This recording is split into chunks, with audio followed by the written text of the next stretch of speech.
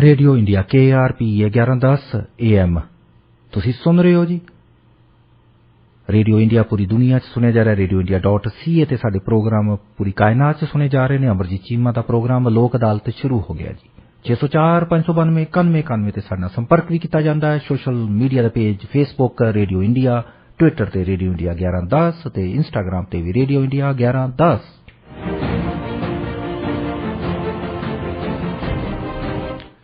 मार्च 1 दिन मंगलवार 9:10 हो चुके ने। साडे खास मेहमान साडे प्रोग्राम दे विच जुड़ चुके ने। बहुत अहम इन्फॉर्मेशन तुहाडे नाल सांझी कीती जाएगी। मेरी मुराद है वीज़ा टाइप बहुत सारी इन्फॉर्मेशन है। भारत जाना हुंदा तुसीं कतारां च खड़े हुंदे हो, लेकिन बहुत सारी इन्फॉर्मेशन साडे तक पहुंचदी नहीं। साडे नाल खास मेहमान भारत दे कौंसल जनरल ਜਿਹੜੇ ਵੈਨਕੂਵਰ ਦੇ ਵਿੱਚ ਪੋਸਟਡ ਨੇ, ਸਾਡੇ ਨਾਲ ਉਹਨਾਂ ਦਾ ਸੰਪਰਕ ਹੋ ਚੁੱਕਾ ਹੈ। ਮੇਰੀ ਮੁਰਾਦ ਹੈ ਬਹੁਤ ਹੀ ਹੰਬਲ ਔਰ ਸਾਡੇ ਵਾਸਤੇ ਬਹੁਤ ਅੱਛਾ ਉਪਰਾਲਾ ਕਰ ਰਹੇ ਨੇ।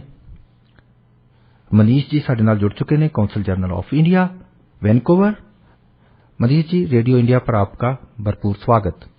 नमस्कार सीमा जी, रेडियो इंडिया के श्रोताओं को मेरा नमस्कार। मनीष जी, मैं देख रहा था आपकी जो वेबसाइट और सारे पेजेस आज मैंने सुबह देखे, तो मैं देखा कि भारत सरकार ने बहुत सारी जो गाइडलाइंस हैं वो साथ साथ और बहुत सारी एडवाइजरी जो हैं, जो खासकर भारतीय विदेशों में बसे हुए हैं, बहुत समय से बसे उनके लिए जारी की हुई हैं। हमारे श्रोताओं को उनके बारे जरूर कोई जानकारी मुहैया कराएं प्लीज। आज मैं आपके रेडियो के माध्यम से सारे श्रोताओं को एक एडवाइजरी बताना चाहूंगा जो कि बहुत ही अहम है उनके लिए जी। ये है एडवाइजरी, हमने अपॉइंटमेंट सिस्टम जो वीजा और अदर सर्विसेज के अपॉइंटमेंट सिस्टम के बारे में हमने एक प्रेस रिलीज जारी की थी 25 फरवरी को जी। उसके बारे में आज जानकारी देना चाहूंगा। क्या हो रहा था कि बहुत सारे लोग जो अपॉइंटमेंट सिस्टम के थ्रू आना नहीं चाहते हैं जी। अभी हमने BLS जितनी भी ऑफिसेज है कनाडा में सब अपॉइंटमेंट सिस्टम के थ्रू सर्विसेज प्रोवाइड कर रही है। तो हमारी जो BLS हमारे जुरिस्डिक्शन जो BLS सरी है ऑफिस है वहां पे भी अपॉइंटमेंट सिस्टम है जी। लेकिन क्या होता है कि रोज सुबह काफी लोग हमारे ऑफिस में आ जाते हैं, करीब दिन भर में 25-30 लोग आ जाते हैं कि हमें वीजा दे दो इंडिया जाना है।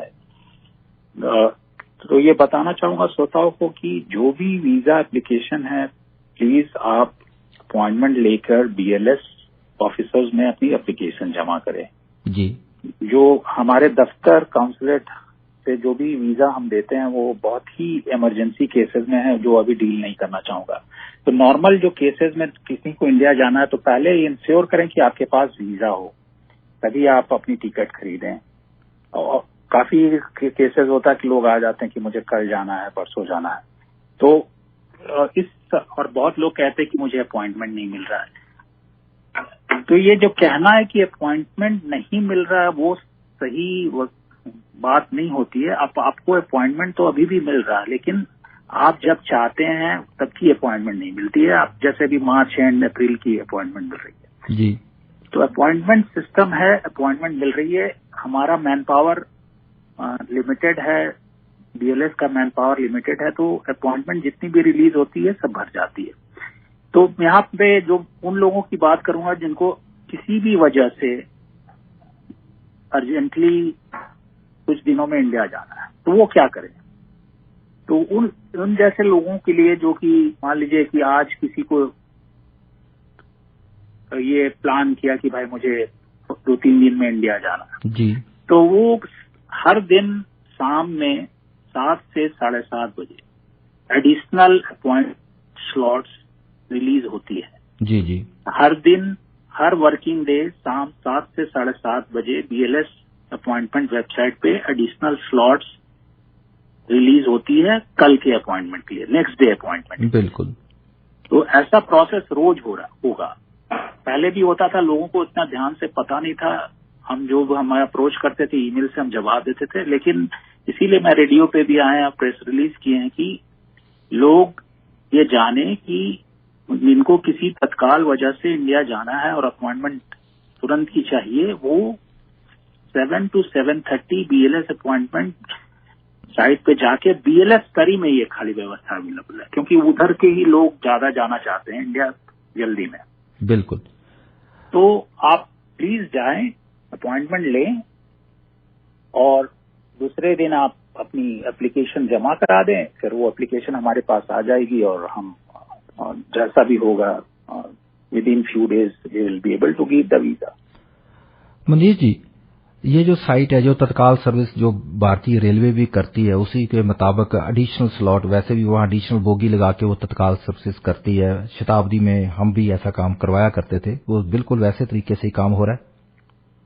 आप एनालॉजी जो कर रहे हैं वो सही बात है, क्योंकि हमारे लोगों की रिक्वायरमेंट कुछ और है। सभी को फटाफट इंडिया जाना है, अपॉइंटमेंट लेके अब वेट करके नहीं करना चाहते हैं। बहुत सारे रीजन लेके आ जाते हैं। मैं ये यहाँ पे ये डिस्प्यूट नहीं करूंगा उनकी रीजन सही है नहीं है, लेकिन इससे क्या होता है कि जब आप हमारे पास बिना अपॉइंटमेंट लेके आ जाते हैं तो हमारी जो सिस्टम बनी हुई है, लोगों को आके जवाब देना होता है, उसमें समय बहुत ही खराब होता है। और सर्विसेज सबकी दिन में 400-500 सर्विसेज देते हैं। तो ये सॉल्यूशन हमने सोचा कि सबके लिए विन विन होगा। आप जिनको कुछ लोगों को ही तो तत्काल जाना पड़ेगा ना इंडिया में, जी जी। तो वो आप अगर अपॉइंटमेंट नहीं है उनके पास तो आज शाम में आप अपॉइंटमेंट लीजिए, कल BLS में एप्लीकेशन जमा कराइए, फिर हमारे पास आ जाएगा, फिर हम प्रोसेस कर देंगे।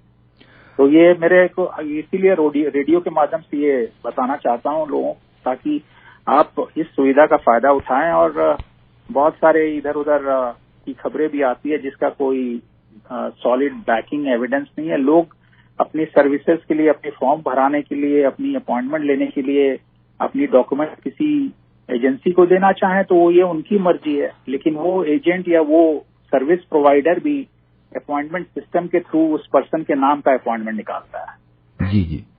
ऐसा नहीं होता कि उसका कोई और कनेक्शन है BLS से या हमारे काउंसलेट से। ये मैं पूरी तरह से खारिज करना चाहूंगा कि ऐसा कुछ नहीं है। वो जो भी सर्विस प्रोवाइडर हमारे लोगों की, नागरिक लोगों की जिनकी एप्लीकेशन देता है, वो अपॉइंटमेंट जो BLS अपॉइंटमेंट साइट है उसी पे जाके अपॉइंटमेंट लेता है। और लोग उसको जाके डॉक्यूमेंट्स देते हैं, उसकी सर्विसेज लेते हैं, तो वो सर्विसेज चार्ज करता है। बिल्कुल जी। हमारे साथ हैं जी Manish ji, consul general of India, Bharat सरकार, वैनकूवर स्थित इनके दफ्तर, और सारी इंफॉर्मेशन आपके साथ शेयर हो रही है।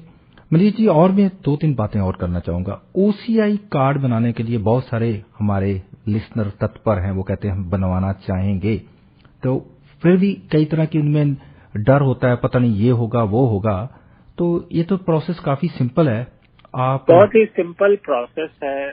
क्या मतलब कोई भी इंडियन ओरिजिन की पर्सन जिनके पास OCI कार्ड नहीं है वो आराम से OCI कार्ड बना सकते हैं। लिस्ट ऑफ डॉक्यूमेंट्स जो भी है जरूरत है वो लिस्टेड है हमारी वेबसाइट पे। प्लीज ज्यादा, और मैं देख रहा हूँ कि अभी कोविड के दौरान काफी संख्या बढ़ी है, लोग OCI कार्ड के लिए अप्लाई करके OCI कार्ड ले रहे हैं। उसके बहुत ही फायदे भी हैं, क्योंकि आप बड़ा ही सिचुएशन आजकल अनप्रेडिक्टेबल हो गया। तो OCI कार्ड से ये क्या होगा कि एक तरह से ये आपके लिए life long multi entry visa हो जाती है।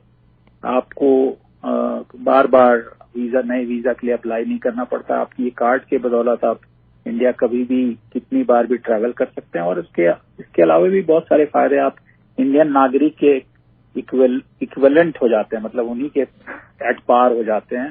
सिर्फ 2 चीज आपको नहीं मिलती है, एक तो राजनीतिक राइट, पॉलिटिकल फ्रीडम राइट्स बोलते हैं, जो वोट इलेक्शन में आप वोट नहीं कर सकते हैं। दूसरी, आप एग्रीकल्चरल प्रॉपर्टीज नहीं खरीद सकते हैं जी। बाकी इस दोनों के अलावा आप इन्वेस्टमेंट कर सकते हैं, रियल स्टेट में कर सकते हैं, प्रॉपर्टीज खरीद सकते हैं, बैंक अकाउंट खोल सकते हैं, पैसे भेज सकते हैं, ला सकते हैं, कहीं भी ट्रैवल कर सकते हैं। आपको उतनी ही एयर फेयर लगेगी, उतनी ही रेलवे फेयर लगेगी जो कि भारत के नागरिक देते हैं। जी मनीष जी, इस वक्त यूक्रेन और रशिया के बीच वार है, जंग का माहौल है, माहौल की जंग ही है। आप मॉस्को में रहे हैं और आपके बारे में ये भी पता है कि आप हिंदी, इंग्लिश और रशियन बहुत फ्लुएंटली बोल सकते हो। खासकर वैनकूवर में और इस आसपास के इलाके में बहुत सारी भ्रांतियां फैली हैं, लोगों को पता नहीं है, चाहे टीवी भी देखते हैं, लेकिन बहुत सारे भारतीय स्टूडेंट वहां फंसे हुए हैं, उनके बारे में कई ऐसी बातें हो रही हैं जिनके बारे में भारत सरकार तो बहुत अच्छा कार्य कर रही है। भारत का विदेश मंत्रालय और दूसरे मंत्रालय भी कोऑर्डिनेट कर रहे हैं। भारत के 4 वो मंत्री जो किसी जमाने में विदेश मंत्रालय के साथ भी उनका संबंध था, हरदीप पुरी जी भी वहां पर हैं और भी हैं, लेकिन खासकर जो इधर का मीडिया वो ज्यादा बात नहीं कर रहा। आपको तो इस सारे उस एरिया के बारे में आप भली भांति जानते हैं, हमारे श्रोताओं को जरूर बताइए क्या हालात हैं जी। नहीं, जहां तक रिपाट्रिएशन और रेस्क्यू है इंडियन नागरिकों की, ये तो हमारे भारत सरकार की हमेशा इम्पोर्टेंस रही है। जहां भी कहीं पे भी दुनिया में कभी भी प्रॉब्लम हुआ है तो हमने अपने नागरिकों को हमेशा से निकाला है। चाहे कोविड के दौरान था प्रॉब्लम स्टूडेंट्स के बीच, अभी यूक्रेन में जो करंट सिचुएशन है वहां से भी भारत सरकार एफर्ट्स कर रही है हमारे लोगों को निकालने के लिए। और वहां की माहौल पे क्या है और हमारे क्या पोजीशन, इस पे मैं टिप्पणी नहीं करना चाहूंगा इस वक्त, क्योंकि ये सारे इंफॉर्मेशन ऑनली पब्लिक डोमेन पे है। और बाकी जहां तक हेल्प की जरूरत है वो सारी हेल्पलाइंस और यूक्रेन में हमारे एम्बेसी या आसपास के जो देश है सब में हेल्पलाइंस हैं और वहां से सारे सरकार और हमारे दूतावास के लोग मदद कर रहे हैं इंडियंस को वहां से निकलने के लिए। इंडिया ही एक ऐसा देश होगा जो कि अपने हमेशा पहल करके अपने हमारे नागरिकों को आपातकाल में कहीं से भी निकालता है। जी मनीष जी, मैंने एक एडवाइजरी नहीं, एक नोटिस ही देखा था। भारत में इस वक्त टूरिज्म, फिर भी चाहे कोविड कंडीशन है फिर भी टूरिज्म के बहुत सारे एवेन्यूज हैं और बहुत सारी जो हमारा रेडियो भी सुन रहे हैं, बहुत सारे उनके मित्र हैं जो शायद वैसे तो इंग्लिश समझते हैं लेकिन हिंदी भी समझ लेते हैं, वो जाना चाहते हैं, वो पंजाब से बाहर भी घूमना फिरना चाहते हैं। उनके लिए भारत के बारे में बहुत सारी चीजों के बारे में पता नहीं है। मैंने देख रहा था कि गोवा, दमन, दीव और बहुत सारे इलाके हैं जहां पर इस वक्त भी जाया जा सकता है।